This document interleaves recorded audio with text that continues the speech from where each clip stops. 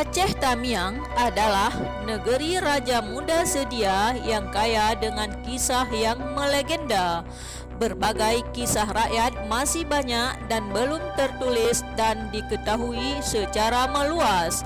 Hakikatnya, kisah-kisah yang dituturkan oleh rakyat pada umumnya sangatlah syarat dengan makna dan juga sebagai cerminan filosofi kehidupan mereka yang sesungguhnya. Tamiang pada awalnya merupakan satu kerajaan yang pernah mencapai puncak kejayaannya di bawah pimpinan seorang raja muda setia yang memerintah selama tahun 1330 sampai dengan 1366 Masehi.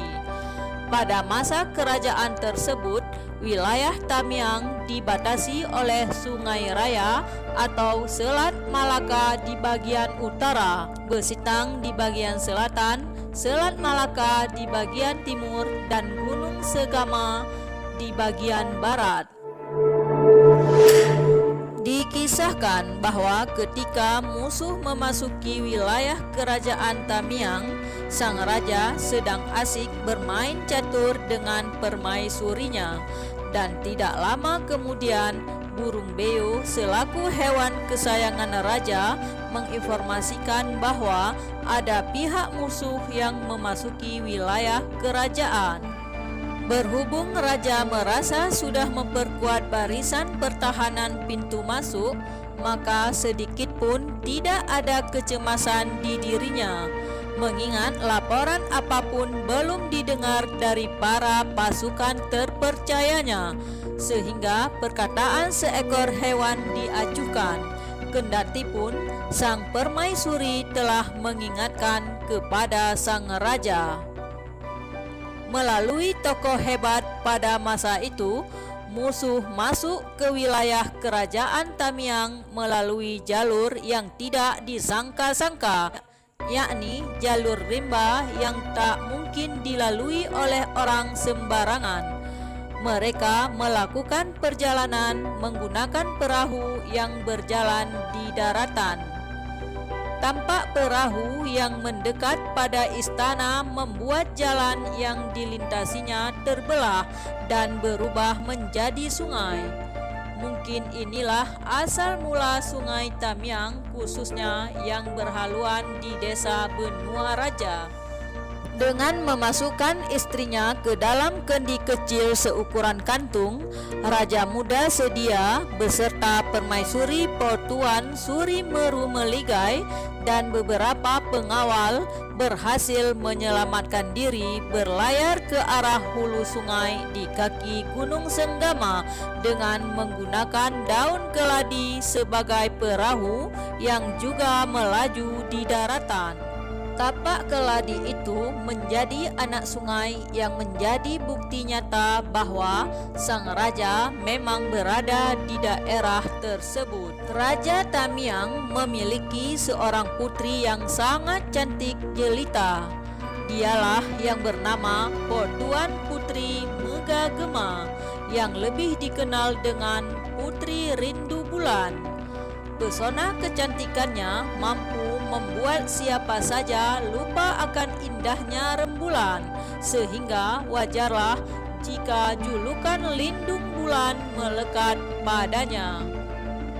Putri Rindu Bulan yang dikabarkan akan ditunangkan dengan pangeran dari kerajaan Perelak menjadi sorotan bagi raja-raja di beberapa kerajaan untuk mempersunting dirinya. Tak terkecuali patih kerajaan Majapahit yang dikenal dengan sumpah palapanya, yakni Gajah Mada. Sebab umum pasukan Majapahit yang memasuki kawasan Aceh Tamiang dikarenakan panglima tersebut hendak mempersatukan Nusantara hingga rela tak mengkonsumsi buah kelapa. Namun di balik itu ternyata sebab khususnya adalah karena lelaki yang dipercaya sebagai pemersatu bangsa itu terpikat atas keindahan dan kecantikan putri bungsu Raja Muda Sedia, yaitu Putri Lindung Bulan. untuk dijadikan hadiah bagi sang Raja Prabu Hayam Wuru. Suatu masa setelah Gajah Mada mengucapkan sumpah palapa untuk menyatukan Nusantara, maka Gajah Mada beserta pasukan dari kerajaan Majapahit yang jumlahnya ribuan orang berupaya menyerbu raja-raja yang berkisar di Kepulauan Jawa.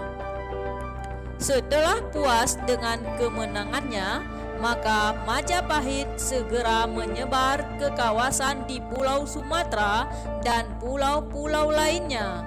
Saat itu, hampir keseluruhan Pulau Sumatera dikuasai oleh Kerajaan Aceh yang menaungi kerajaan-kerajaan kecil lainnya.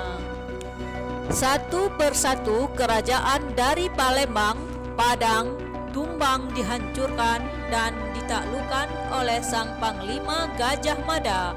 Suatu hari tibalah pertarungan oleh pasukan kerajaan Majapahit dengan pasukan Kesultanan Delhi. Namun Kesultanan Delhi tidak mampu bertahan lama dan akhirnya juga takluk. Pasukan Gajah Mada terus menjelajah. Kemudian penyerangan itu dilanjutkan ke Tamiang dengan berpangkalan di daerah Manyak Payet. Penyerangan berawal ketika putri bungsu Lindung Bulan yang kecantikannya luar biasa itu tersiar ke telinga Patih Gajah Mada. Karena pinangannya saat itu ditolak oleh Raja Muda sedia, maka Gajah Mada merasa tersinggung lalu menyerang kerajaan benua Tamiang.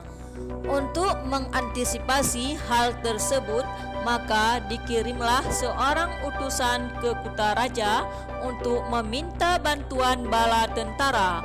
Sultan Aceh menyetujui mobilisasi pasukan khas didampingi oleh 7 panglima perang yang kononnya punya ilmu kebal.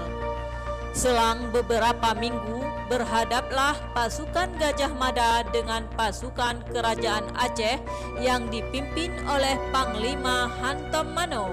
Dan Hantam Mano bukanlah nama asli, melainkan nama yang diambil dari kata Hana Mano, sebab Panglima tersebut dilarang mandi guna menjaga kekebalan tubuhnya. Perang berkecamuk dengan hebatnya selama 7 hari 7 malam dan akhirnya Gajah Mada terbunuh ditikam oleh panglima dari kerajaan Aceh.